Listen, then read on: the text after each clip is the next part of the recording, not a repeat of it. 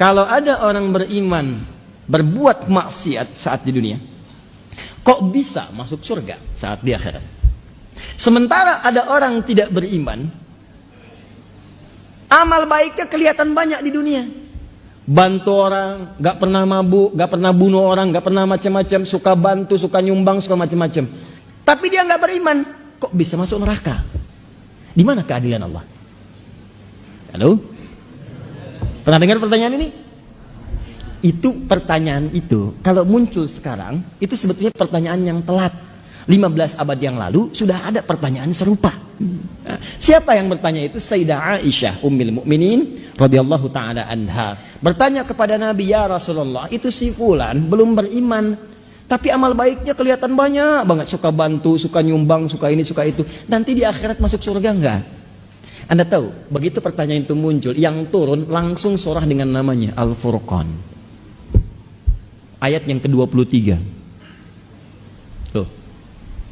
Ya, kalau Anda nggak belajar nih isi-isi di Quran, kadang-kadang tuh logika semacam ini, kalau iman kita lemah itu bisa langsung jatuh seketika. Dan ketika jatuh pada titik nol, itu mudah diarahkan kemanapun. Nggak usah takut. Kalau Anda disebut oleh sementara orang, kamu nggak kaya, nggak apa-apa, cukup hidup. Toh orang kaya juga kalau meninggal nggak akan dibawa kekayaannya. Silahkan cek, gelarnya sama, tinggalnya sama dalam tanah. Nggak percaya silahkan, dia meninggal, antum meninggal, sama aja. Nggak ada orang dikuburkan dengan mobilnya, dikuburkan dengan handphonenya, dengan rumahnya, dengan kebanggaannya. Nggak ada. Kenapa? Karena yang dibawa ketika dia pulang ke tempat lain bukan bekal dunianya. Ini habis, tinggal. Apa yang dibawa ke akhirat? Yang dibawa itu bekal amal akhirat, bukan dunia.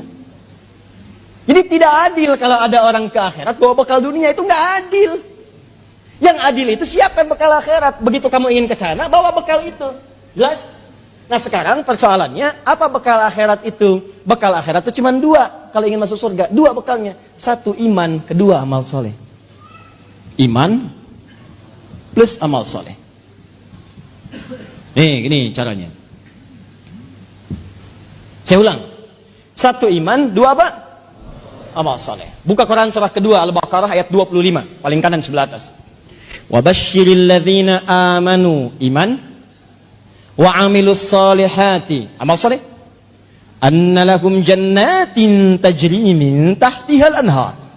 Maka orang yang punya iman dan membuktikan imannya dengan amal saleh itu, kami akan jamin muaranya dengan surga dengan segala keindahannya. Sungai-sungai mengalir di bawahnya dengan segala ragam dan jenisnya. Ada air susu, ada macam-macam, ada madu dan sebagainya. Maka kalau Anda ingin masuk ke surga, bekalnya cuma dua. Satu apa? Iman. Kedua apa? Amal soleh. Ini bekalnya. Pertama iman, diberikan bekal semua. Semua yang lahir itu membawa iman dalam dirinya. Cuman yang merubah itu lingkungannya.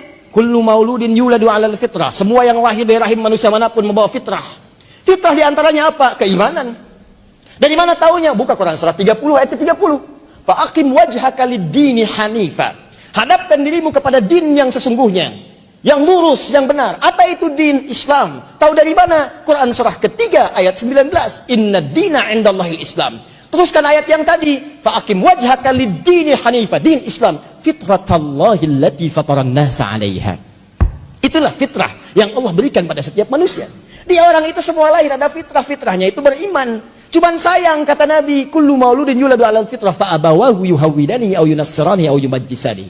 Maka lingkungan abawa itu bukan cuma orang tua.